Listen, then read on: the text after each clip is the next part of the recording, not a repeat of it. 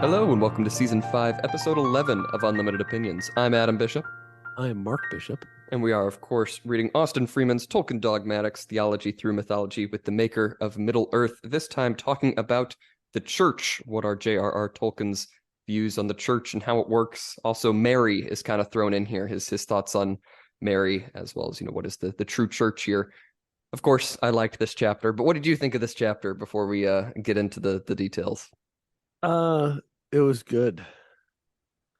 These are some groundbreaking thoughts from you. I appreciate the input. Yeah, I don't really have any over introductory thoughts. Mm. It's yeah, I mean, the discussion is interesting, which is a word that I'm overusing in this podcast. And there's not, I mean, it's similar to the last chapter where um it's more of a discussion of Tolkien's beliefs as opposed to the writings of Tolkien. Mm-hmm. You know what I'm saying? Because there's a couple times that, even the author says, well, Tolkien denied that this was really a direct relation, a reference to, the church or the Bible or Mm-hmm. something. But it's similar, Mm-hmm. okay. Yeah, so it's so there's that. Thank you for that. Yeah, no, I think that's a good point. That there are places where it's not 100% one-to-one, but I do still think it's good to look at these comparisons because, of course, Tolkien's Catholicism did very much influence pretty much every aspect of his writing. So if it's there, I think a case can be made by saying that it sort of represents his beliefs as well. But you have to keep in mind maybe it's not 100%, but I think it's still worth looking into. And evidently, Austin Freeman agrees because he wrote a whole chapter about it. Yes, and I was thinking, I think somebody who is not Catholic would be more revelatory to Hmm. them, reveal more, because I guess I'll just kind of get into it. That Tolkien's beliefs with regard to the Catholic Church and the Catholic faith are of course very important to him, but I think Catholicism is, well, I don't know if it's uniquely this way, but that the church is an extension of the belief system. Like that it's Hmm. a chosen church, which, well, I guess maybe Mormons. They're the chosen. I guess there's chosen people. I'm trying to think because I don't know. There's a whole lot of religions Hmm. that have such a focus on the almost the bureaucracy being part of the belief system. Does that make sense? The Anglicans and the Orthodox might be similar enough to kind of group in there just because of how similar they are to Catholicism, and they do have like a distinct church structure, as far as I'm aware.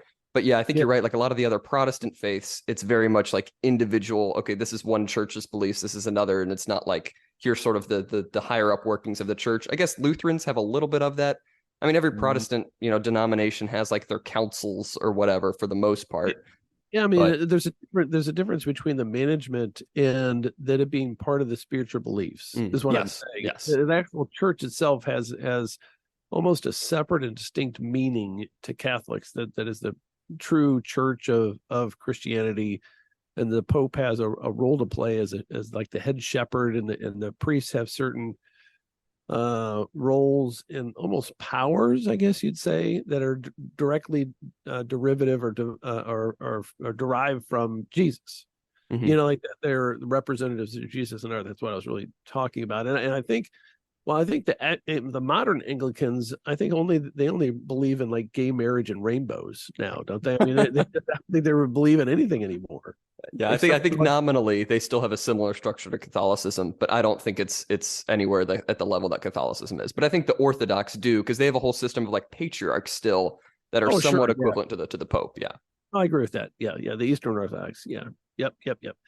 And then so we start with the chapter with the ecclesiology, Hmm. which is a word I use at least once a week.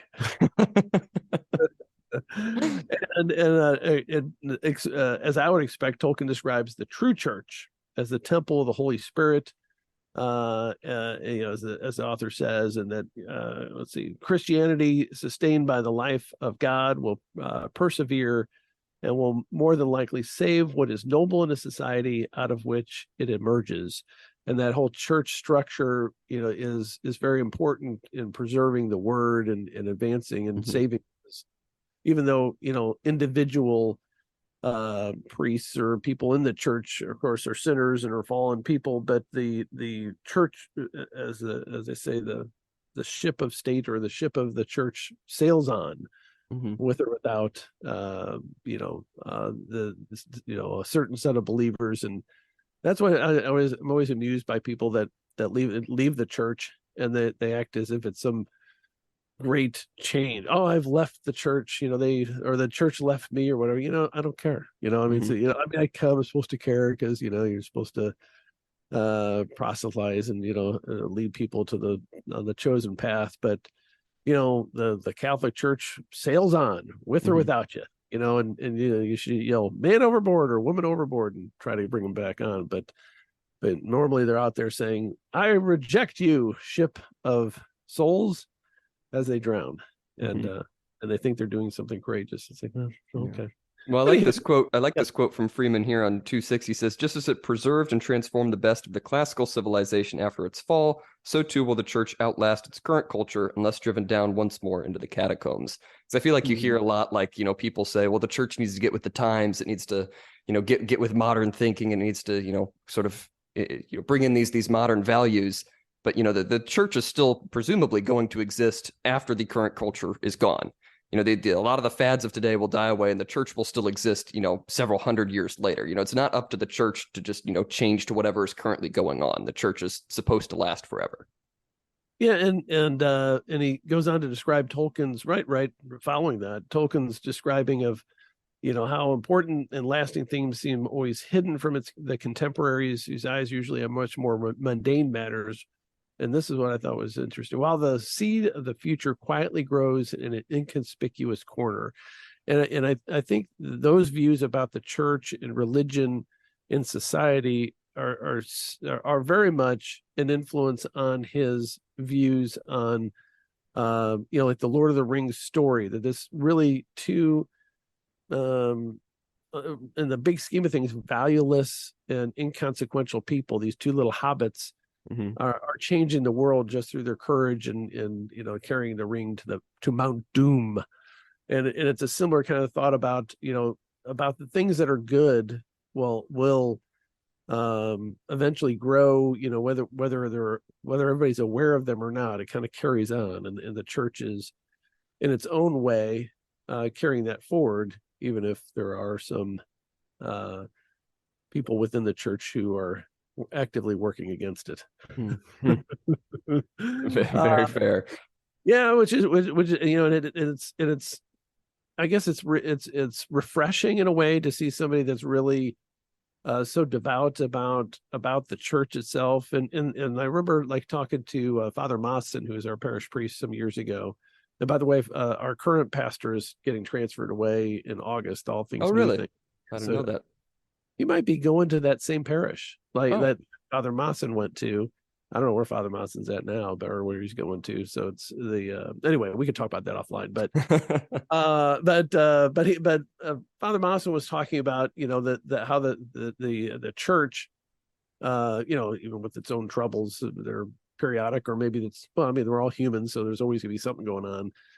But that is the one true church, and still carries that kernel of truth, spirituality forward, even in spite of all the different controversies and sins and mistakes and all that kind of stuff. So that's really what Tolkien is saying, about the history of the church. And my dad was a big believer in that too. It's like the chosen church, and somehow this thing has survived 2,000 years through everything. And so that's, to a lot of people, evidence of a divine plan or intervention or favorite. I can't remember if I talked about this on the podcast, but we were just mentioning before we started, I'm reading the Decameron right now, which was a book, back in, sort of 1500s Italy, which is actually banned by the Catholic Church, because a lot of the stories are like the happy ending is somebody like gets with their mistress or whatever, and they live happily ever after.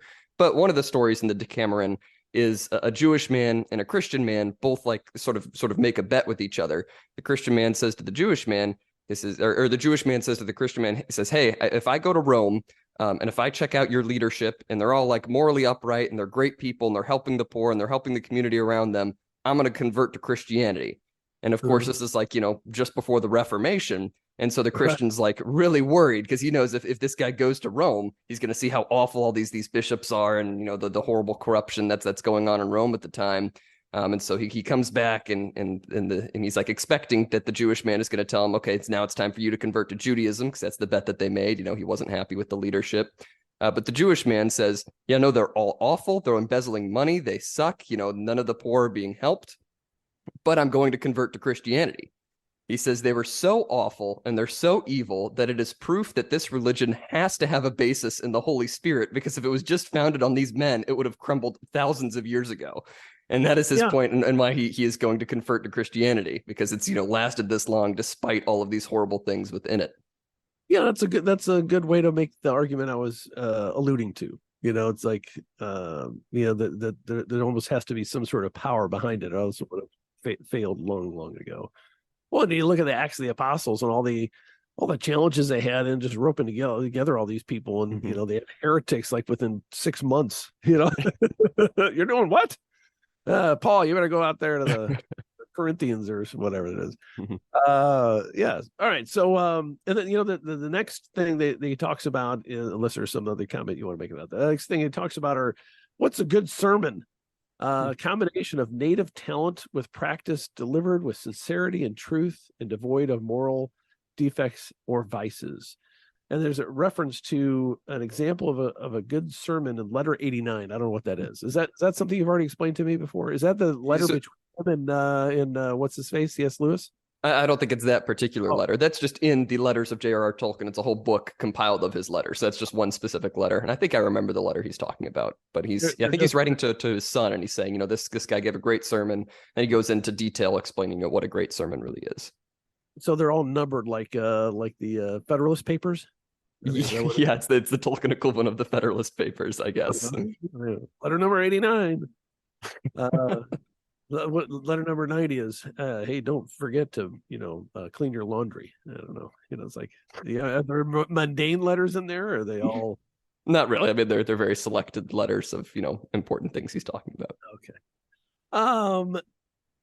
And of course, I have a lot of thoughts about a good sermon, but I don't know, where this has anything to do with his writings. It's not, I don't know if it's even referenced in there. I guess, we're just talking about Tolkien's philosophy at this point, really. Yeah. Right. Yeah. So, of course I have, I and one of the things, I don't want to talk about Father Mawson too much, but he was a very good homilist. I believe so. Yeah. Homilist. Homilist. Because he was sermonizer. I don't know. Is that? I don't think that's what it is. Sermoner? I don't know. You're having a sermon?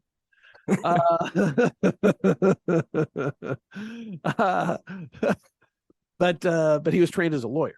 So he just, I don't know if it was in his nature or if he just planned it out that way or whatever, but his sermons tend to be like closing arguments, which were very effective. And I think that more, I don't know about other people because I really don't listen to any other religious speakers, really. I used to watch televangelists. I don't find any of them very effective, and I don't know how they get those people to send them money.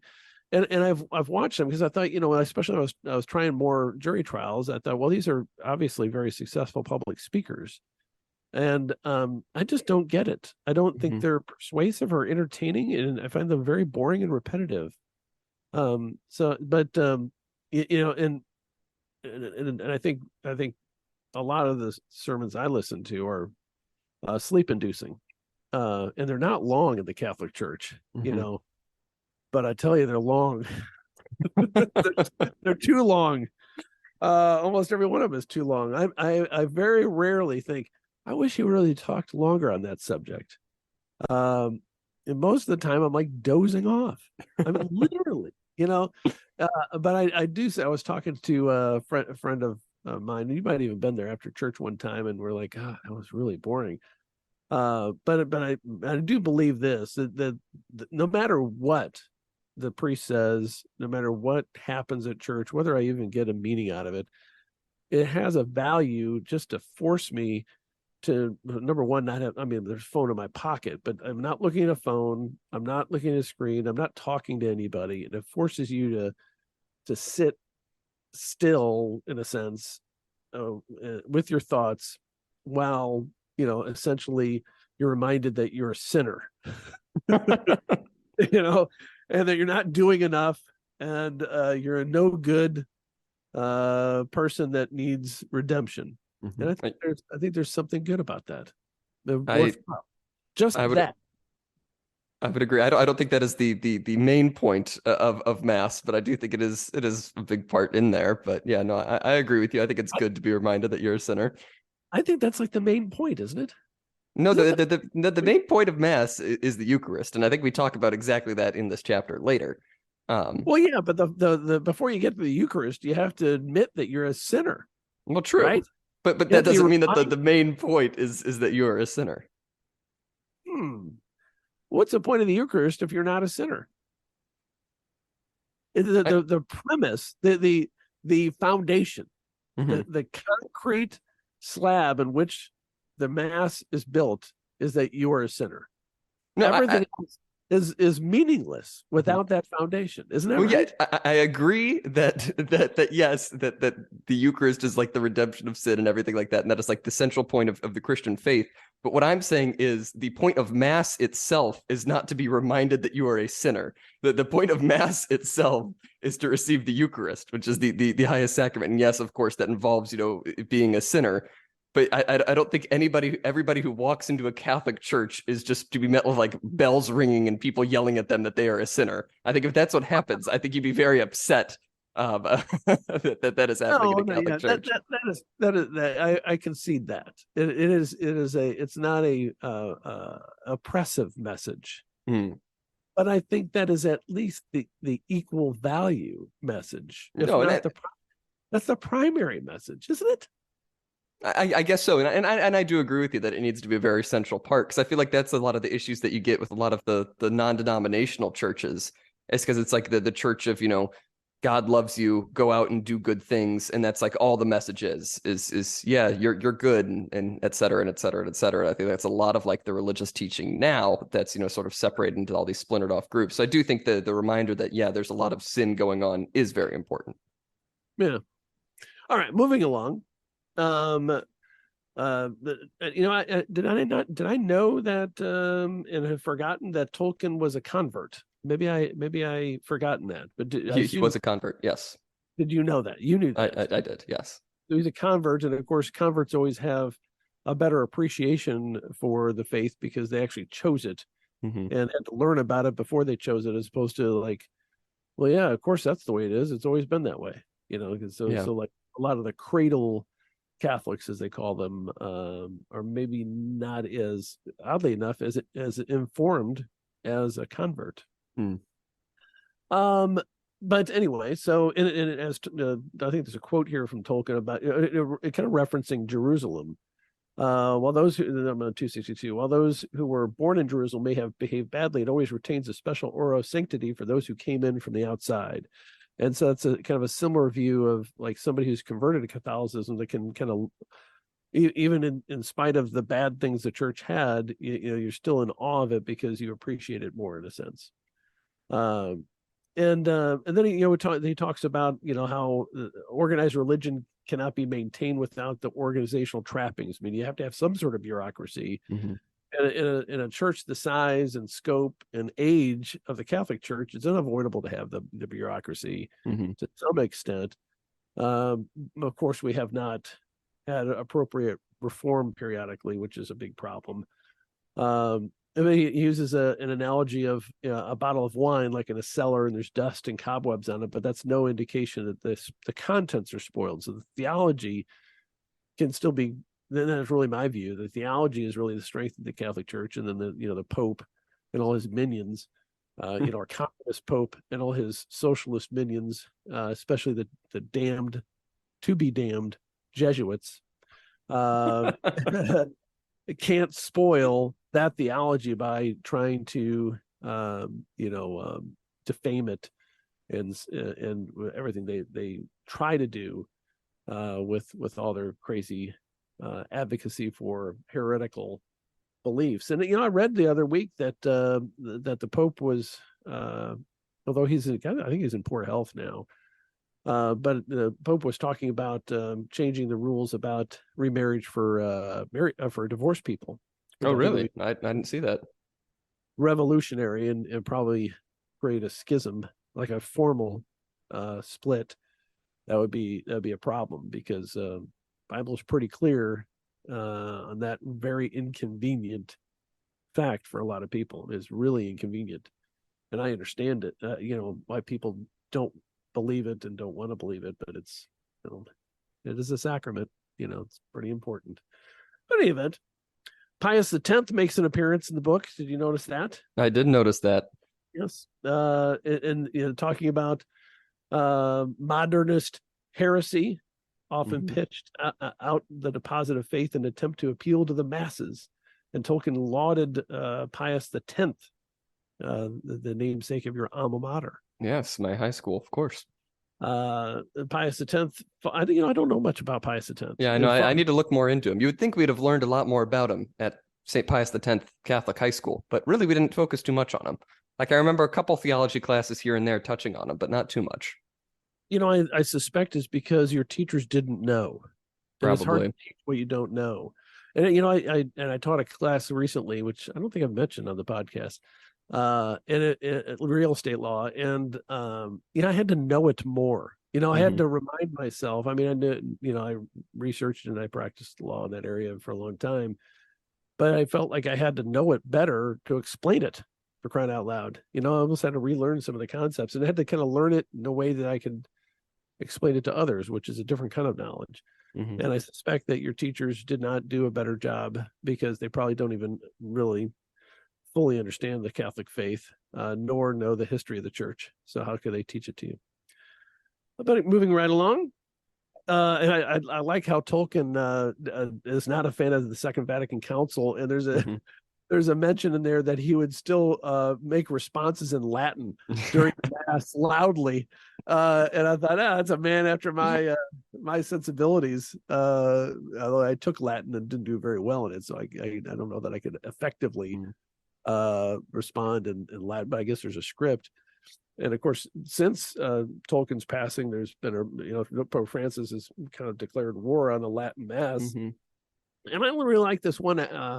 Was one argument about the Latin Mass. I always thought the Vatican changes, making it like a local language, what do you call it, liturgy, made sense, so that everybody can understand it in their own language. That does make a lot of sense to me. But the point that Tolkien and others made, and I think I like this a little bit more now as I'm older, is that every Mass everywhere in the world was in Latin, and so it was universal, and it was up to you to translate the Latin into your local language. But the liturgy was always the same, and I think there's something to that. And Pope Benedict widened up the availability of Latin Mass, and then whatever happened caused him to resign.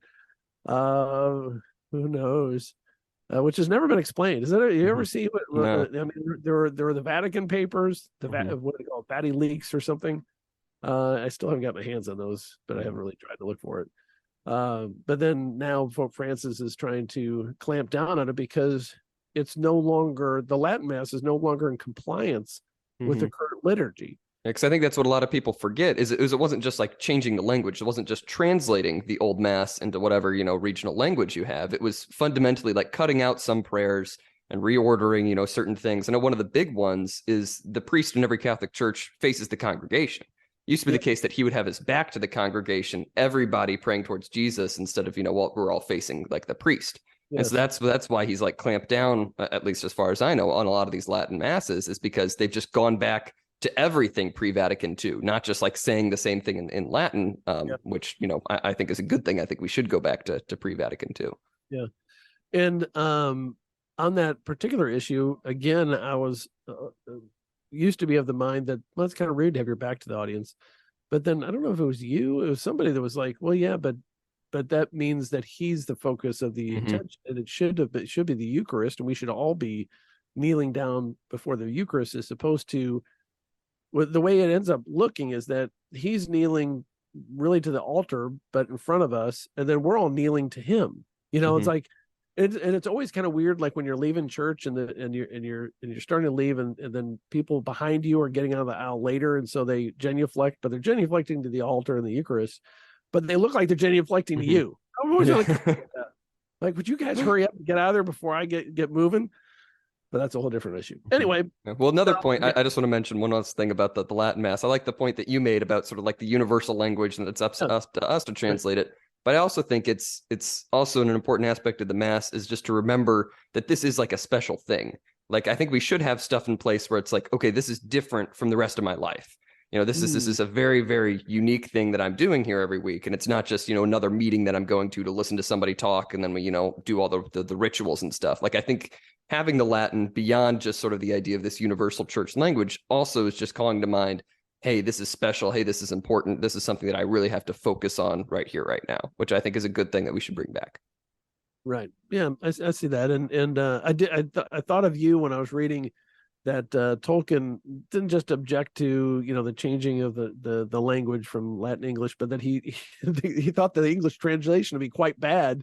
I'm wondering, they probably should have listened to him. Here's the master linguist of his generation, don't you think? And you think if he had objections to the translation, they probably should have consulted him before they wrote it down, don't you think? Oh, absolutely. And I mean, he's done, sort of church-based work before. He translated one of the books for the Jerusalem Bible, which was the first, Catholic Bible that was from the original Hebrew and ancient Greek into English rather than from Hebrew to Latin to English. So, he does have experience on these topics. I think he only really translated the book of Jonah, but he was a very, very top of his field. Was a philologist is what he was called, study of the history of language, but, equivalent to a linguist, as much as it matters here. So if he has objections, they're probably pretty bad errors there.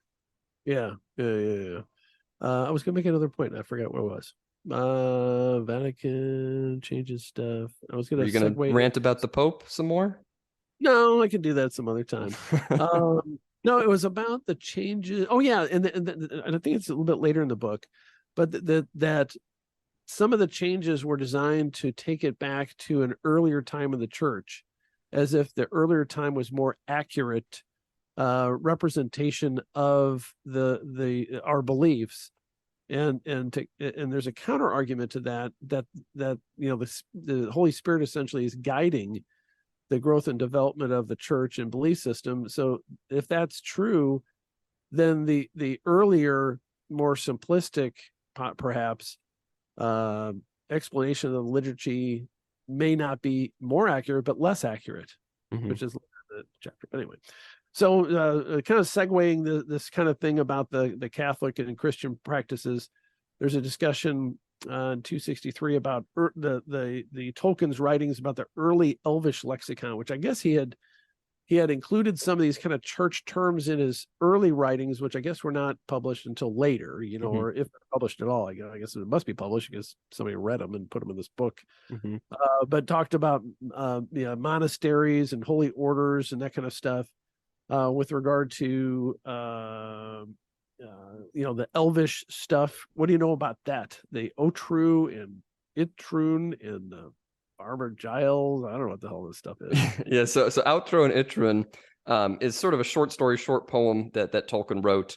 It was basically he was sort of modeling it on like Celtic literature, and is sort of just sort of a story about chivalry and stuff like that. So it's sort of a knight's tale in that sort of fashion. And then Farmer Giles of Ham, that was sort of a more like kid focused story that he wrote. It was this guy, Farmer Giles, and he goes out and he's essentially appointed to go kill a dragon, and it's again sort of the same idea of knighthood and stuff. And those are like some of the few stories where those Christian terms do like just pop up explicitly like as Christian terms in any of Tolkien's writings. Of course, neither of those are like within the world of Middle Earth or anything like that. So they're separate things. Yes. So moving along to the Virgin Mary, which is a big deal in the Catholic Church, and also a big deal for people who hate the Catholic Church or just disagree with the Catholic Church, about the almost worship of Mary, the Catholic Church, as other people see it. And I get that. I get people that are kind of weirded out by it, like she's some sort of demigod. People pray for intercessions and all that. But anyway, so there's a discussion about that, and of course Tolkien, as a very devout Catholic, was very taken with Mary, mother of Jesus, of course, and basically stating or believing that Mary added a warmth and color to what can often be a hard and bitter faith. That's a good way to look at it. And she was, but further talking about her, Tolkien believed that she was the only unfallen person, because Jesus, I mean, I guess he was a person, but but he was of course God too. And then of course she was her assumption into heaven would make her unique in the Bible, all these characters, and of course a lot of I forget which denominations really hate the Hail Mary prayer. Maybe all of them do.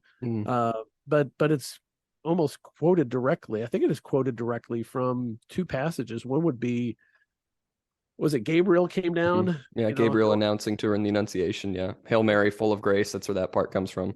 And then when she bumped into John the Baptist's mom, what's her name? I'm drawing a blank. And the baby Elizabeth. Yes, there you go. And that's the other part of it, I think. Yeah, blessed art thou amongst women, I believe. Yeah. There you go, baby. So it's not worshiping her. It's really quoting the Bible and praising her, and maybe using her as a example or a guide. They're like saints. I guess none of do any other religions have saints? I wonder if the Eastern Orthodox, don't they have saints or not? They might. I can't remember off the top of my head, but I know like most of the sort of Western Protestants, they hate how we sort of pray to the saints. That's one of the big gripes with a lot of the Protestant faiths, is like you can only pray to God and that's it. You can't do anything else other than that, because they view it as idolatry. Right, that's why a lot of them also don't have statues, they don't have paintings, because they think anytime you have those images, you're really praying to the thing itself and not to God. But we believe that no, because these people are now closer to God than we are. They can intercede for us and sort of make that prayer, more focused in a way. Right. Yeah, and I sympathize. I think their arguments against it are completely logical. It makes sense to me, and I'm not going to. Certainly, if somebody says that's why they're not Catholic, I'm not going to argue with them about that. I mean, that's, you know what I'm saying. It just seems like, okay, fair enough. I get it. I do think Catholics should take more pride in their saints. I think we should all be more rigorous in like having two middle names and like being public about our confirmation names. Well, I can see that. Although I think there has been a corruption of the saint approval process. I still oppose Mother Teresa. I am well aware. And I think Pope John Paul was really just like, he was a popular dude. Yeah. Why is he a saint, really? Well, his national shrine is like right across the street from me for St. Pope John Paul II. So yeah, I don't know. I mean, and I have a big problem with Mother Teresa. And there was a student of the month at Rotary. Was it this last fall? And they always ask, one of the questions always ask, what is a person that is your hero, or what is it like that you admire the most and why, or something along those lines, or you learn from something. And this young student at Pius said, Mother Teresa. I was like, oh. That student just unwittingly just made an eternal enemy out of you for saying that she liked Mother Teresa. No, I just know that she's been sold on the PR queen. That's what it is. She's a saint of public relations.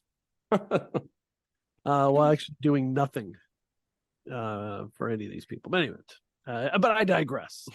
We're talking about good Tolkien's belief in the good Catholic people, and I'm sure Mother Teresa was a very pleasant person. Anywho, for all the audio listeners, he just aggressively rolled his eyes when he said that. So, well, it's like, why is she a saint? Really? Yeah. Why was she such? Why was she such a figure of? No one can possibly say, well, you're Catholic or not.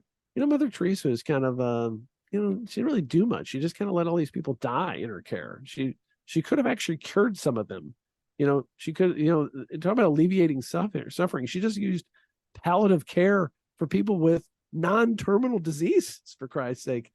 And in this, I agree with the great atheist Christopher Hitchens, who's the first one that turned me on to the hatred of Mother Teresa. Although he hated her, I think mostly because she was so pro-life with regard to the abortion issue, and he thought that it was just a travesty, especially in a poor country like India, which I think is the most utilitarian and worst views of abortion you could have. Well, you're really poor. These people have poor lives, so let's kill them in the womb.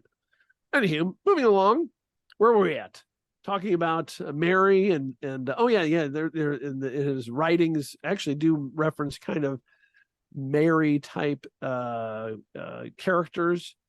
And of course, he was very he admired the character of Sir Gawain as the really ultimately the only really moral of the Gawain, but yes, Gawain, Gawain. Yeah. Sir Gawain. Sir Gawain in the Green Knight, of course, the famous story. Sir Gawain. Sir Gawain. Sir Gawain, yes. But Am yes. Gawain? Yeah, it's Gawain. That's how you pronounce it. Gawain. It's spelled Gawain. I've always said Gawain. Yeah, but it's like a Celtic name, Dad. It's Gawain.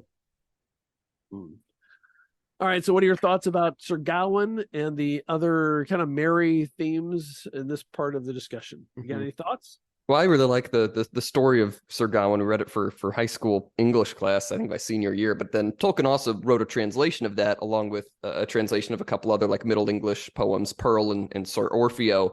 So this is like a big thing for him. Was sort of this admiration for Sir Gawain, at least sort of in his discussions of it here. It's the story of this guy, and he's challenged by the Green Knight, and he has to go, he chops off the Green Knight's head, and then the Green Knight just like picks his head up and runs away. And he says, in a year, come find me and I'll give you the same blow that you gave to me. And along the way, he stops at sort of this castle, and he's just tempted, 3 times, I believe, by this maiden. And each time he gets like closer and closer to sort of breaking his vow of celibacy, as a knight here, pre-marriage and everything. But then he eventually sort of, brings himself back, and he's able to go, and he faces the knight. And he's able to survive because, he flinches the first time. The Green Knight sort of brings his axe down on his head, and he flinches. And then the Green Knight says, you shouldn't have done that, blah, blah, blah, blah. Now I really should kill you. But then the next time he stands firm, and the Green Knight does not kill him because he showed courage, and he showed chastity, and he showed purity and all of this stuff throughout the time. Yes. But I like the story. It's one of my favorite King Arthur stories. Yes. And so like some of the themes in that, you can kind of see an overarching theme of that in his writings and his stories. That type of you have to moral purity and no matter if anybody's looking, you're supposed to do the right thing. But there's also other parallels that are described in the book. The Varda being a special friend to the elves, just as Mary is a special friend to the Christians. Do you want to elaborate on the Varda? Yeah, Varda's one of the Valar. She's, I believe, like the Vala of the stars, if I'm remembering correctly. So she's sort of a celestial sort of mother figure there. So she's very special to the elves. Mm-hmm. And then the character Galadriel. I think that it's true that Galadriel is similar to like a Mary figure in his stories. Obviously differences, and I think I don't know that Tolkien really had that expressly in mind, but with her being such a glowing thing that's revered by Gimli, that falls in love with her because she's beautiful or whatever, and then Sam, when he's in Mordor, kind of offers a prayer for light and all that stuff, and I guess she responded. Didn't she respond, or she somehow strengthened him at that time? And I thought there was another reference like with Frodo and that Shelob character, like Galadriel can almost intercede, which is a similar type of a Mary type reference. Any thoughts about Galadriel being a Mary type archetype? Maybe I think it's very, very prevalent there. I mean, I don't think Tolkien was really explicitly writing, okay, this character is going to be Mary. Of course, that's never what he was doing at all. But when you look at it all together, she's very heavenly. She's very beautiful. All of these people, she's seen as very pure and sort of ethereal. I mean, exactly the examples that you just mentioned. She's the one who's like explicitly giving aid multiple times somehow like magically, especially in later parts of the story, to like, help these people along their journey, just as sort of, a lot of Catholics view Mary. It's, this is the person who can come down and give me aid and can, intercede to me for God. And along with that, there's that idea of the file, that she gives to Frodo, the glowing one that he's able to, sort of resist Shelob there. And so, the sort of Marian gift, the ability to, stand up, use the light of Mary there in a way. So I do think it's prevalent in Tolkien's writings that Galadriel was very similar to Mary. And those parts of the story always remind me of George Lucas's Star Wars, with these intercessions of these spirit people, like the first one, Star Wars A New Hope, when Luke is in a trench and the voice of what's his name? Obi-Wan? Alec Guinness. Yes. Alec Guinness, trust yourself, Luke. And he turns off the computer. What are you doing? That kind of spiritual guidance interception. Anyway. So moving along to the next section, which are other Roman Catholic markers, relics and pilgrimages. I've never been a fan of relics. I think they're like rabbit's foots. Well, that's like a reference to the 70s that you may not. Do you even know what I'm talking about? Yeah, you have like a lucky rabbit's foot. Yeah, I know. They would have rabbit's feet that they would sell, and they'd be on keychains. Mm-hmm. And then the joke was, how can it be lucky? So we cut this thing off and made a keychain. It wasn't lucky for the rabbit. Well, it's gonna be lucky for me. And so, what are your thoughts about? Well, I guess first we should talk about Tolkien. Mm-hmm. And there's Tolkien's White Lady also gives out blessed relics such as the Phial of Elbereth. Mm-hmm. We were just talking about that. Yeah, that's what I was just. It's the light, that he uses to ward off Shelob later on in the story. Shelob, yes, that's what I call it. Uh-huh. And then she appears to Sam in a vision, which is kind of like. And it sounds like it is like there's a pilgrimage to that forest, that she's in. What is it called? Where Galadriel? Oh, it's yeah. Like pilgrimage to her. What is the name of her land? I can't remember. Lothlorien. Yes. And then there's almost like when they speak in tongues, right? Because doesn't Sam and Frodo kind of speak in languages while they're using the file or something? I don't know what you're talking about. Well, there's touching the file relieves Frodo of the mental weight of the ring. This is 267 right in the middle. It rewards Sam's courage as well, and the two hobbits speak in tongues twice while using it. I'm not exactly sure. Possess protective properties. I don't know that. And then there's like these physical items, the relics. Some, I don't know, is this an official Catholic teaching that some relics can are special, have some holiness by dint of their origin? I don't know that. Do you know that? Yeah, absolutely. I mean, that's why, like in a lot of churches, you'll have, this is the finger of this saint who died like 1,000 years ago, and it's it's supposed to be holy, and you're supposed to be able to like use it. I don't believe that. Do you believe it? I think I do. I think I do believe that. Yeah. Well, I don't know if you saw it, but recently Missouri's been making a lot of headlines because they just exhumed the body of that nun. I think it's near Kansas City area, and they exhumed her, and her body is supposed to be incorrupt, and she was buried quite a few years ago, and like just in a wooden casket, and her body's like miraculously preserved. So I think it's things like that go on to become relics in the Catholic Church. Yeah. Because a lot of people are making pilgrimages out to that town in Missouri. It's a tiny little town out there. Gower, Missouri, I think. I think that is effective marketing again.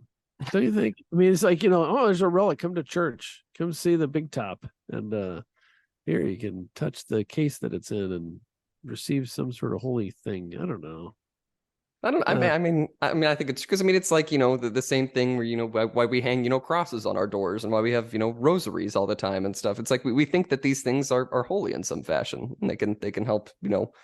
I think it's very much rooted in a medieval idea that it's protection against sort of the warfare of the devil, and I think that is still sort of a true idea there, and I think it is possible. I think I'm with the Protestants on that one. On the relics. But Tolkien's writings though mirror that philosophy, where there's like certain areas that are considered evil because of the evil that has been either been done there, the evil people that were there, like that the entrance to the caves of the damned, or the cursed, dead warriors, whatever they're called. Yeah, the paths of the dead. There you go. And other areas that are, because of the holy area they're perpetual, have flowers, and just areas of reverence. And again, there's I just the relic thing is bothering me. I mean, I think there are holy places, and the crucifix I think is different because it's a symbol of God, as opposed to like some guy's fingernail or something, or like that nun. I mean, I don't know. Do you think that I did? Do you think? Yeah. Do you think that a priest blessing something makes that thing holier, or no? I don't know. I have a hard time with that. Although I will say this. Well, there's two stories, two sides of this story, which one I was like, whoa, and the other one was like, oh. The woe is like, your mom had, well, maybe I shouldn't say too much, but your mom had a back surgery and she was really struggling with it, with the recovery, and then anyways, there's you have pain medication, that kind of stuff, and I mean, it didn't struggle with it very long. She's a very, very strong woman, but I got one of those prayer quilts from church, and she took a nap. I put that quilt on her, and when she got up, she was a lot better, and she literally turned the corner that day. Now, I think it's probably coincidental, okay? I'm not saying that the prayer quilt healed her. Obviously it was, she's going down a path anyway, but it was a dramatic difference. So I was like, whoa, all right? So I was like, whoa. And then, as you would expect, like a week or two later, I asked your mother, hey, where's that quilt at? Guess what? What? She got rid of it. She got rid of it? She got rid of the quilt. I mean, it's, I don't know. I think she might have given it to your grandmother or something. But I'm like, why? First of all, I got it for that purpose. And granted, I'm talking about how I don't believe in relics, but it's almost sacrilege because for people that don't know, that the prayer quilts, and this was an Afghan, but as they're knitting these things, these old ladies in church, I mean, there may be guys, but I think they're all old ladies. As they knit these, or they make the quilts as a group, they're saying prayers, and with the intention these prayers would go with a quilt to people that are sick or need prayer. And it's just a beautiful thing that they do, and they volunteer for it. And then there's a rack of quilts at the back of church. You can take them. You just take them. They're and it's just a beautiful thing, I think. And it's just kind of a nice feeling. You put blanket on you, you feel the warmth, and it's it's a neat program. But for somebody to discard that after they've been healed, I mean, I think that story is part of why I do think relics are a possibility. Because for every one story that you have, there's 2,000 years of church history with people saying, I touched this thing, and then the next day I was healed, or I touched this thing, I really felt God. And I think it's possible that there are holy things out there. I think it's possible. I'm not completely a disbeliever, but I do think that there is a history in the church of using highly publicized spiritual things to get people to participate and to believe. I do agree with that. Yeah. Like, so it's hard. Like, I hear about the nun. Okay, well, maybe there's a physical. Maybe she was sealed. I don't know. Maybe it was a vacuum. I don't know. Maybe. There's mummies from Egypt. Yeah, that were preserved. Yeah, but the thing with the nun in Missouri was that there was water seeping into her casket. Like her part of her clothes had completely disintegrated, but her body was fine. I did not. Or it was the coffin liner had like completely disintegrated, but her clothes and her body was fine. Is what it was. Well, I did not read the story. I saw the headline. I just passed. It sounds like you. Because I don't want to disbelieve it and get more cynical. I just ignore it. Pass. So you just utilize your cynicism to avoid more cynicism. Yeah, I don't want to. It's a multiplier effect. I want to keep it even. All right, on to Protestantism. These are the cynics. Uh, so I don't know. What do we want to talk about the Protestants? Is there anything in this chapter that relates back to his writings? I don't know that there is. I mean, there's some that relates to just him as a person, because the author does mention, two of his closest friends were Protestants, and he's like, sometimes that was a point of like, jokes, sometimes it was like actually heated debate between them. So I think it's, and I think a lot of Tolkien's point here was just how Catholicism was still viewed in England at the time of his life. This is still early 1900s, and there's still a lot of anti-Catholic hate at this time. So I think he makes the note that while he was in World War I, he had to go to mass with a different unit because the what do you call them, like the field priest, the chaplain wouldn't serve him like Catholic Eucharist because he just was so opposed to Catholicism, so he had to go and go to mass with another unit. And so it's that sort of thing is just in different ways. Sometimes it's just a matter of triviality, sometimes it's a really important thing in his life, his dealings with Protestants. Well, certainly it was important in his life. Yes. And yes, and there's, I don't know, I wonder if there's still that old Anglican hostility towards Catholicism, or if it's just the Rainbow Coalition that hates the Catholics in England. I'm sure there's more the Rainbow people that hate the Catholic Church more than other Christian denominations. At some point, we're all going to unite against them. Soon enough. We're going to be shoulder to shoulder with the Islamists. Be the Knights of Columbus as an armed militia, and the Al Qaeda shoulder to shoulder. we laugh, but we know in 30 years it's going to happen. I'm not sure about that one. Yeah, which one? That there will be an armed wing of the Catholic Church that takes the name of Knights of Columbus, which is of course just a men's benevolent organization now. Does a lot of civic good, or that they would be allied with Al Qaeda. I think the Al Qaeda part. I think this is the worst one there. I can see some of the old 70-year-old Knights of Columbus taking up a rifle at some point, but I do not see them shoulder to shoulder with Al Qaeda. Well, you gotta pick your allies. We went to war against the Nazis with the Soviet Union. Anyway, so moving along. I'm not advocating for that for the war. Yeah, I was about to say, I was going to add my own little clarifier there. We do not believe in violence against anyone here on this podcast. That is raised your eyebrows. Yeah, okay. I'm just joking. Anywho, so where were we at? I completely lost my train of thought. Oh, he's of course Tolkien's not a fan of the schism, the breaking off of the Protestants from the Catholic Church, there's a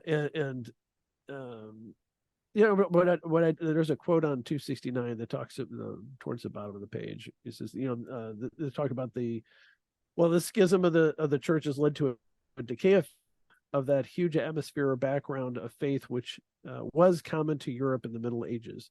This in turn leads to alienation and degradation of beauty, and I think there's a lot of truth to that.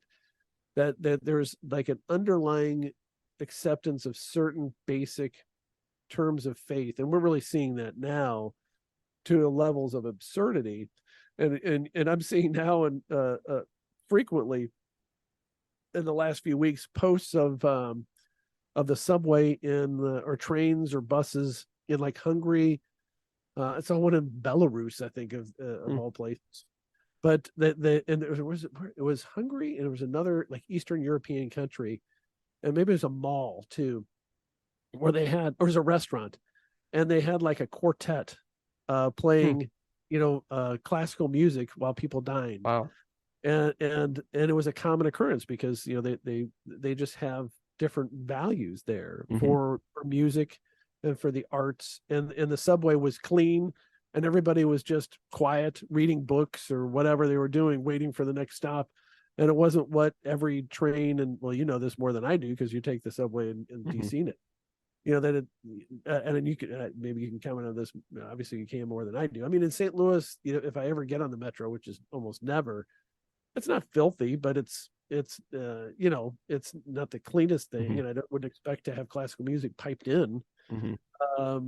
But any thoughts about that that theme that Tolkien addresses, that there's like there is a loss from the fact that the Catholic Church, and now to go a step further, there's just not this current ethics and religious belief that's assumed through society of the way to behave and the way to act towards each other, has created a lot of this chaos. I agree with that. And just to touch on like sort of the beauty part, up in DC, there's a great mix of like really gorgeous architecture and then some like, modern brutalist like nonsense, basically. Like there's three office buildings for the Senate, for like the actual senators to have their offices. I work in the oldest one, which was done in 1908. It's gorgeous. It's got like, marble floors. It's got these great columns and everything. It's a beautiful building. The next one over was built in the 50s. It's okay. It's really sort of, corporate and stuff. And, it's got some nice stonework. And then the next one was finished in the 80s. And it is just a corporate building is what it is. It's just a big box. The way the building is laid out, it's got this awful, horrible, like metal sculpture in the center of it. And then it's just glass offices all the way up, like 8 floors up. And they're all just cubicle based. And in the massive metal sculpture is supposed to be like mountains and clouds. It's just a big metal spike in the middle of this building. And it's like, as you see time go on, you see these, and in contrast, the building that I'm in, the one that was built in 1908, it has a courtyard, an open air courtyard with a fountain in the center of it. And it's like, there's no reason you couldn't have put that in the newest building, but instead you opted for this closed over, massive black metal triangle in the center of it. And it's another thing. I'm living up at Catholic University, and everywhere you look on this campus, it's beautiful. We have, of course, the biggest Catholic church in America right across the street, but just the campus itself, it's gorgeous. There's beautiful stonework and there's statues everywhere. I go to school at Truman State. It's still a very pretty campus, but it's just such a different level. Like I think Truman State is very pretty, especially for a state school. It's got great brickwork and stuff like that. It's a pretty campus, but then you come up here and it's like, oh, but it could be 10 times prettier. Right. I like that description, brutalist, because I think it is like an act of violence against society. The modern architecture, and I'm hoping to see a change in that. We're seeing some improvement on architecture, like some movement towards more of a neoclassical, more traditional designs, that are more objectively beautiful, that everybody would say it's really pretty, as opposed to just purely functional. You see a little bit more public works projects that have a little bit more stonework or a little bit more brickwork, as opposed to just concrete and steel.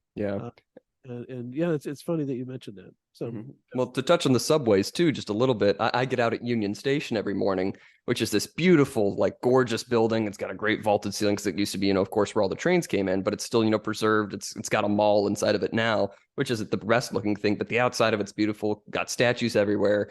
And then all the other stops in the city are like concrete bunkers. And so it's like, it's, of course, Union Station should be something a little bit more special, but it's like you could also put a little bit more effort into these concrete bunkers that you've set up, for presumably thousands and thousands and thousands of dollars all around the city. Right. Yeah. And yes. And what about behavior? Has everybody behaved themselves on the trains? No, there are, believe it or not, there are some crazy people living in the city. Although Mayor Bowser said that there's only 440 homeless people in the entire city, even though she said that there were 4,000, almost 5,000, like a couple months ago. So it's, according to her, we're really tamping down on the problem of, poor sort of people just hanging out in the subway. But I don't think that's true. I guess she must have set up some death camps or something. She got rid of 500 people. I don't know how she did it. It's amazing. But yeah, no, there's, it's for the most part, people are nice and fine. Mostly people just keep to themselves. But it's like, no, you do see some people and you're just like, okay, I need to avoid that person. I need to avoid this person. It's city life. I guess you're doing it mostly rush hour, right? So you're at crowded times. I guess I should not encourage you to get on it like at midnight or something. I don't think I will do that anytime soon. Probably for the best. All right, back to our subject here. About the Protestantism, and I don't think there's any reference to his writing, but it was a good discussion of how he views, really how that break with other faiths has really hurt everybody, and doesn't have that common denominator of Catholic faith with everybody, or at least a common faith with everybody. But he had an incomplete work titled Church in Ancient England. Were you familiar with that book? I was not, and he even mentions it is yet unpublished in the special collections of the Bodleian Library. So I'd never heard of this. I'd be eager to see if that gets published anytime in the future. It'd be really cool to read. Well, if you ever go to England, I guess you can go visit it or something. Isn't that where? Well, there's two libraries that have a lot of Tolkien's works. I'll have to look this up really quick. One of them is in the U.S. And the other is in. Let me check with the Bodleian Library. Bodleian, but that's in Oxford. So there's another that's in the U.S. So in that writing, he details how the Catholic missions were vital in redeeming the existing English culture, which is, I mean, you have the monasteries and the preserved, the written works and all that kind of stuff. So, anyway, so moving along to the church in Middle Earth. What kind of discussion would we have? The author mentions that within Middle Earth, organized religion plays a larger role in the first and second ages. But if I remember correctly, all the religious organizations are evil. Is that right? For the most part. And I just want to interject. I was just Googling it. The other place that holds a lot of Tolkien's manuscripts is Marquette University in Milwaukee, Wisconsin, for some reason. I don't really know why. What's the name of the university? Marquette University in their special collections. I thought you said Mark Kent. No, not Mark Kent University, Marquette. We should take a road trip up there or something. Maybe. Yeah, maybe. But yes, back to the church in Middle Earth, as you were saying. Yeah, a lot of the first and second ages, there's dark religions, the heresy, the elves and the Valar and the Finway and all those kind of things. We talked about those before, have we? Yeah, we've mentioned those several times. And the Numenorians worshiping like a Satan figure type of thing. What was it, Sauron? Yeah, Sauron was who they were worshiping. Well, they eventually ended up worshiping Morgoth. They built a temple to Morgoth under Sauron's instruction. Right. So, and I think that's really the only expressly religious storylines in his Middle Earth, isn't it? Yes. I mean, as far as storylines go, there's a few other like scattered references. Like he says, the entrance to the Paths of the Dead was an entrance to an evil temple. And you do see a couple people like in Gondor, like doing some sort of prayer before their meals. But as far as like any major focus, this is the only part, and it's in this building of this evil temple to Morgoth that eventually causes, the downfall of Numenor. Yeah.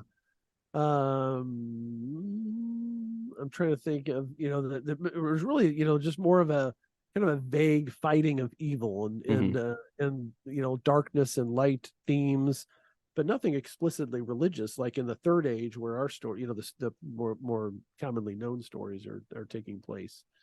So what else do we want to talk about? That's kind of like a big section, though, isn't it? It does take up quite a few pages. I do like the point that he makes of the church under persecution on 275. He says Tolkien's image of the church under persecution might also be summarized by Aragorn's words at the last debate. They must walk knowingly into a deadly trap with courage, but little likelihood of their own survival. This, he says, is their duty, and better to perish fighting for the dawn of a new age than to sit in temporary safety, forsaking all hope.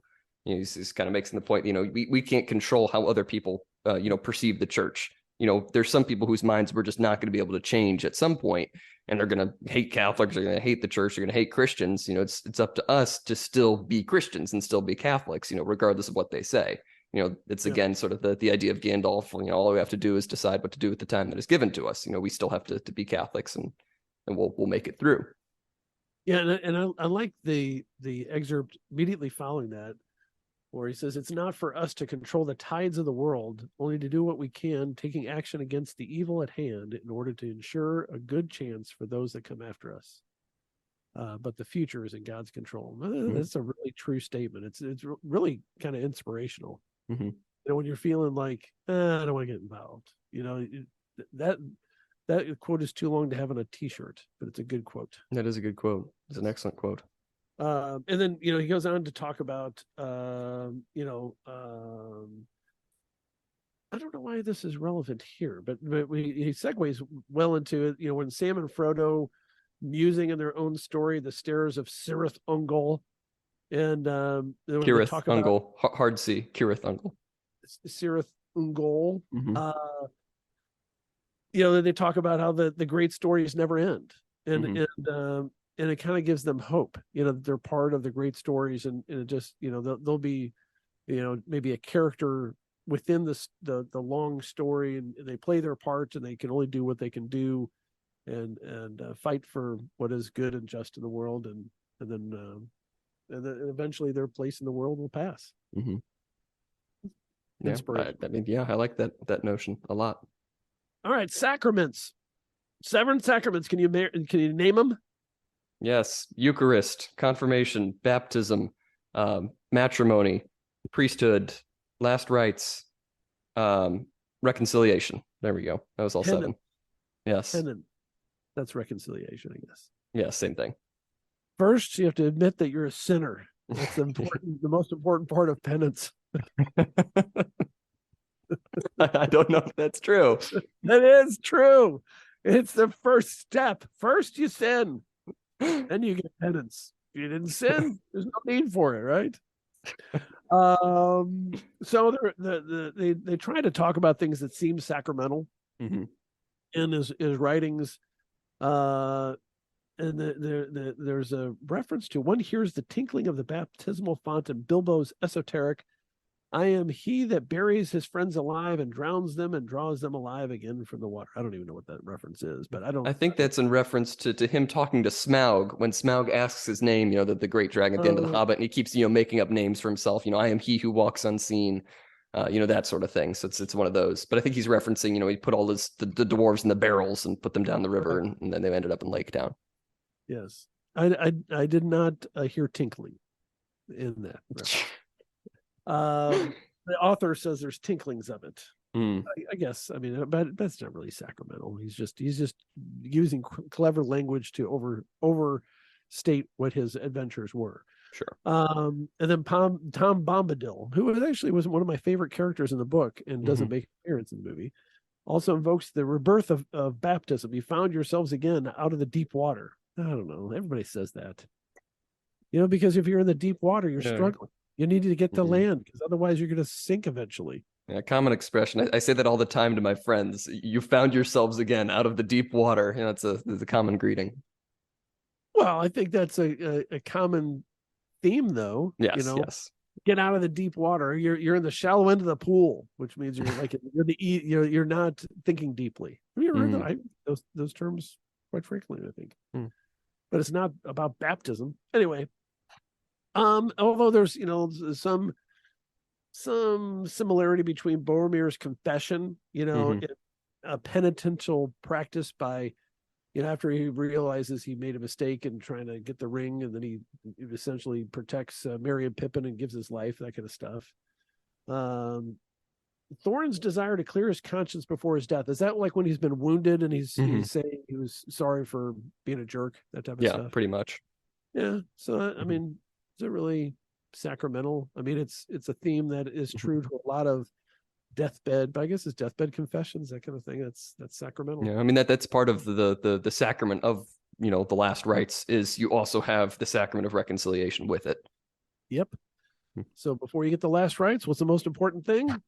You're a sinner. There you go. I do also like the point here at the top of 277 before we really get talking about the Eucharist. Going back to Tolkien's love of the Latin Mass, he says, we know Tolkien attended confession regularly and perhaps daily, at least once in Latin.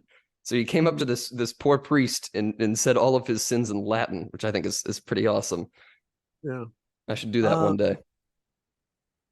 Yeah, your priest won't even know what you're talking about. Yeah, exactly. Then it's really between me and God. You'll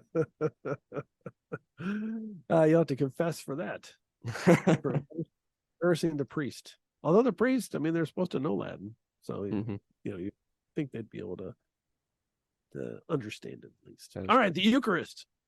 Eucatastrophe again rears its ugly head in this portion of the book.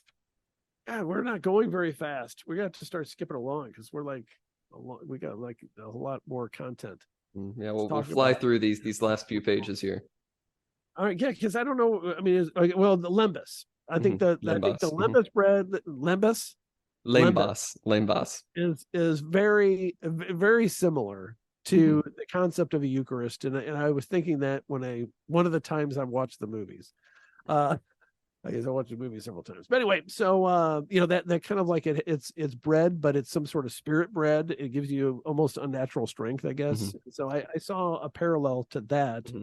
What are your thoughts on the Eucharist and that sort of Yeah. theme in his writings? Well, this is one that Tolkien was explicit about. He says this is deliberately sort of a religious practice here at the Lame Bus. And the point that Freeman goes on to make is it's not like a body food. It's a food of the will. You know, it gives you the strength to carry on, and sort of as a byproduct, it helps your body as well. But it's really more of a mental / spiritual thing that helps you keep going.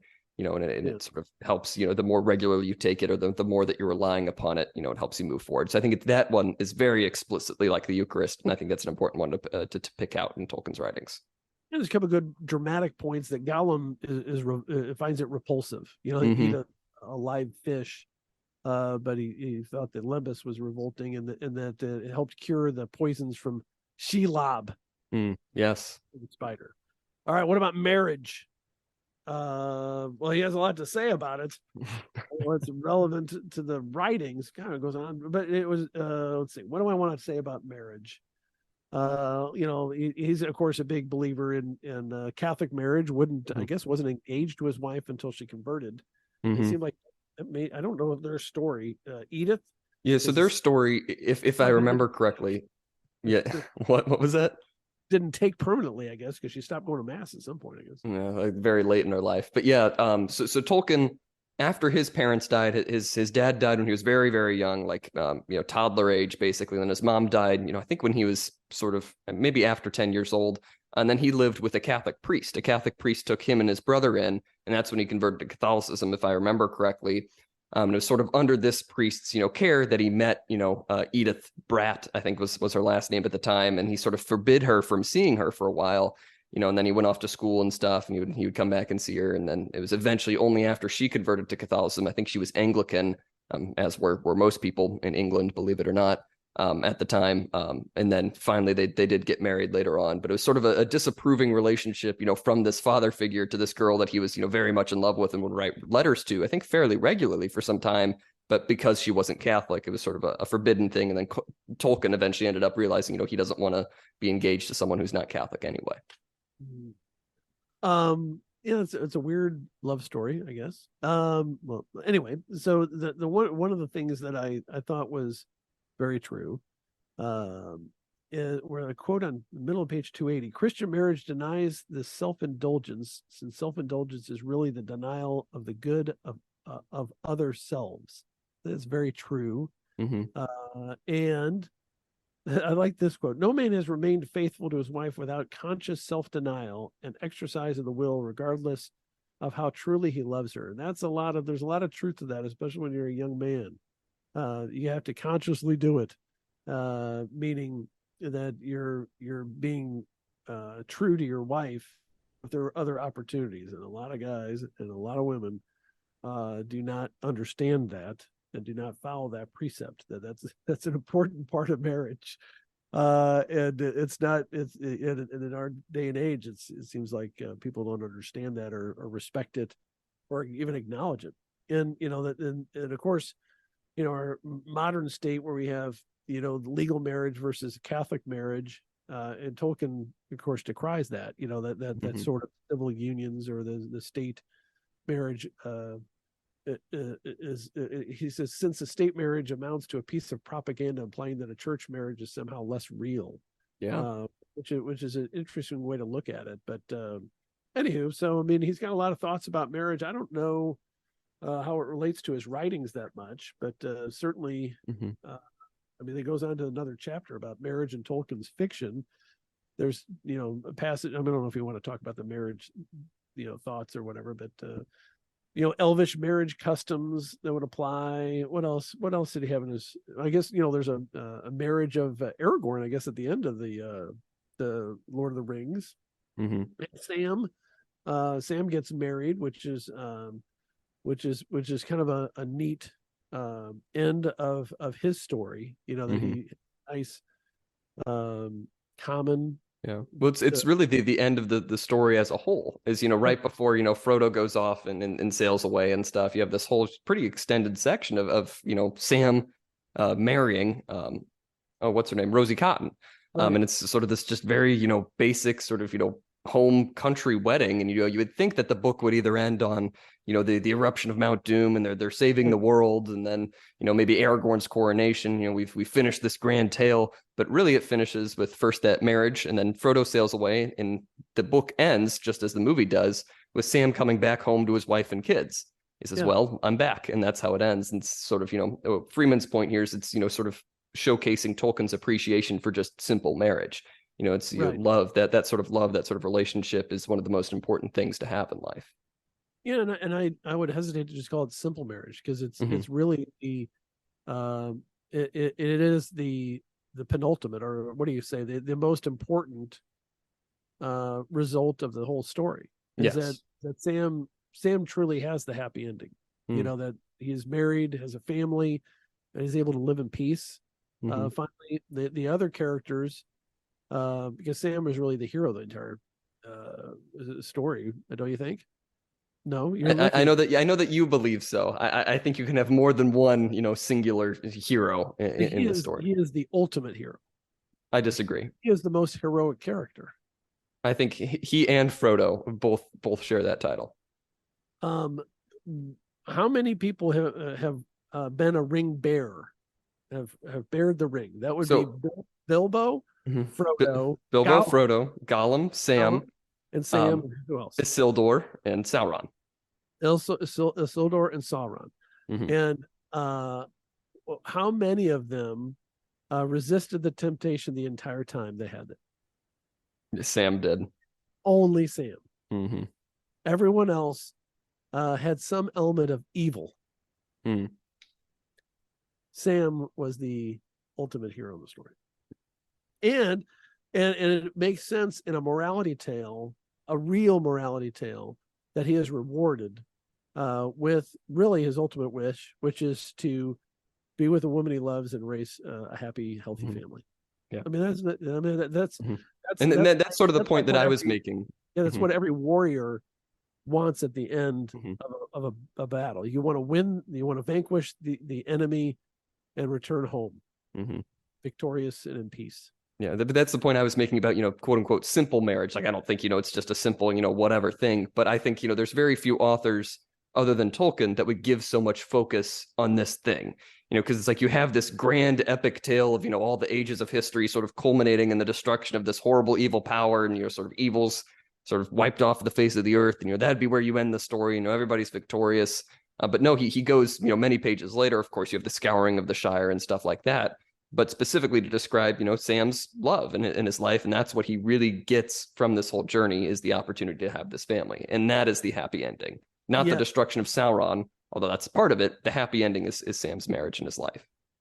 And that's really the missing scenes in Die Hard. And that's why Die Hard 2 and Die Hard 3, I think there have been 3 after, were started off with such disappointment.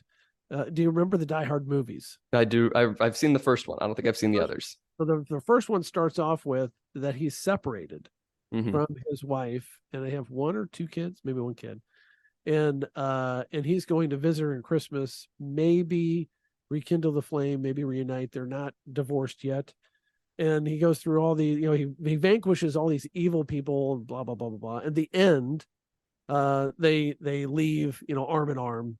And but then the second movie starts with them separated again. It was soul crushing. They should have had, but they should have had a final scene of them just being reunited with their daughter, and I guess him moving to LA or her moving to New York or whatever the case may be. But you're right, because most of the time it's just the end of the battle and you limp off the battlefield victorious. Maybe you have the woman at your side, but it's not the night. The story continues with a family scene. It's a good point. Good point. All right. Thank you. I appreciate it. Penance is the next one. Again, a discussion of Gawain's temptations. Gawain, yes. And confessions. And then, prevailing because of such things. I don't know. Is there anything else in his writings that deal with the penance? I mean, not so much. I mean, I do like how Freeman is focusing on Gawain so much here, because, I do really like that story, and I like Tolkien's translation. But he says he repeatedly stresses that the efficacy of confession depends on the penitent and his or her intentions. The priest's pronouncements do nothing if the penitent is not in a proper spiritual state. So it's like you can go through the motions and everything, but really the most important part is, whether or not you truly believe and you truly want to seek forgiveness here. That's the main point of penance here, and that's what we see Gawain doing in his stories. He's sorry for sort of the things that he's done. It's his courage there in the end, and his chastity that sort of saves him from death by the Green Knight.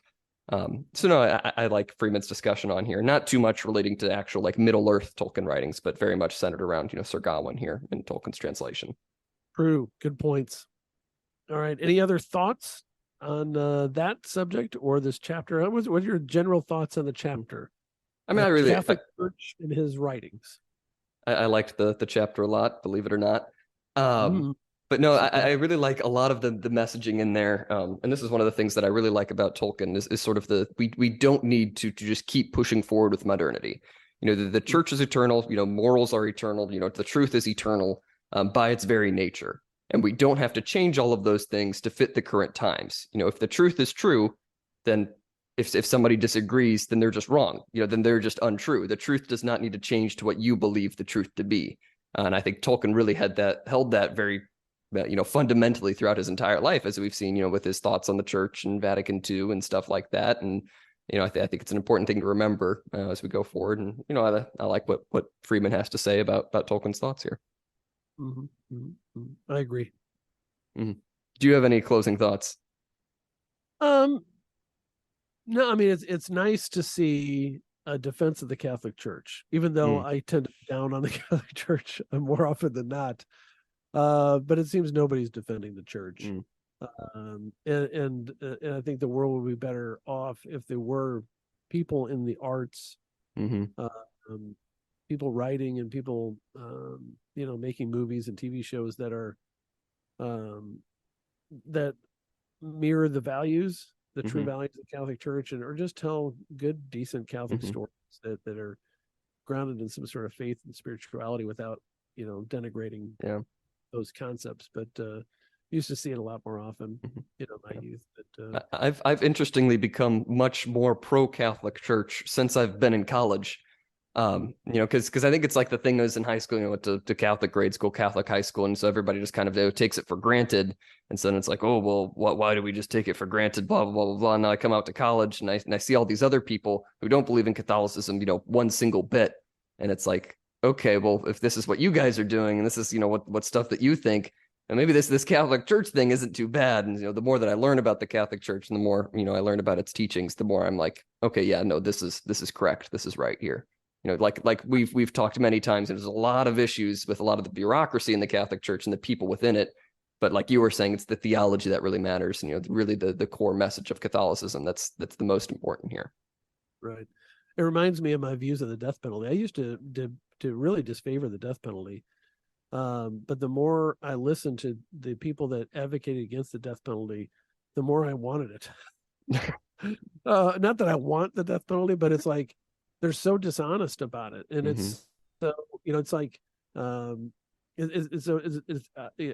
understand what you're saying. It's like when you see the opposite argument up close, sometimes you're like, they're just wrong. And maybe they're and they're maybe they're right in the conclusion, meaning the death penalty advocates, not the crazy left wingers, which actually a whole lot of overlapping there, of course. But anyway, so if the fact that that somebody is so horrible about and dishonest about how they say or do things, it kind of leads a lot of people in the opposite direction. And it's a lot of the times it's not even the people who are completely atheists and completely anti-Christian or anything like that, but it's like my other Christian friends who are various Protestant denominations, and they're telling me about their church services and stuff, and it's like I know some people go to like non-denominational stuff, and it's like, so it's just a guy talking to you for an hour about like the Bible verse of the week, and it's like that's all it is at their service every week, and it's just that just does not resonate with me at all. And it's like, I really, like these friends, and I appreciate what they are. And I know that they're, Christians and they're good people, but it's like, I just know fundamentally that that is wrong, that that is just not how things work. Cause, that's just one dude sort of preaching to a congregation. That is not, the point of faith, in my opinion. I've just become more convinced over time that, really the point is, the Eucharist and the sacraments and the actual functioning of the church. Right. And that is sort of the point of the faith. Yeah, I view those kind of services as very similar to like Bible study Mm-hmm. or even like a class, Mm-hmm. like a college class as opposed to And a that's experience. another thing, because like the Catholic Church does offer those things. Like I could do that, on top of going to mass. That's Right. not, what my faith is now built on is, this hour-long discussion of the Bible verse of the week. I could go to the Catholic Newman Center up at Truman, which I go to very frequently, has Bible studies literally every week. I could just go to, and I could do that.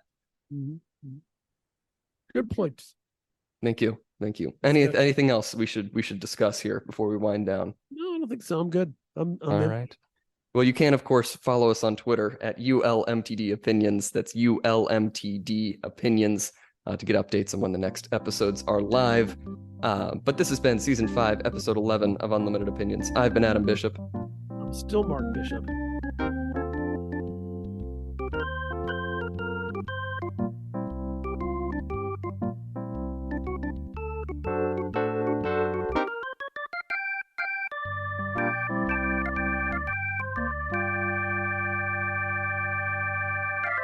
What do we got? 2 chapters left?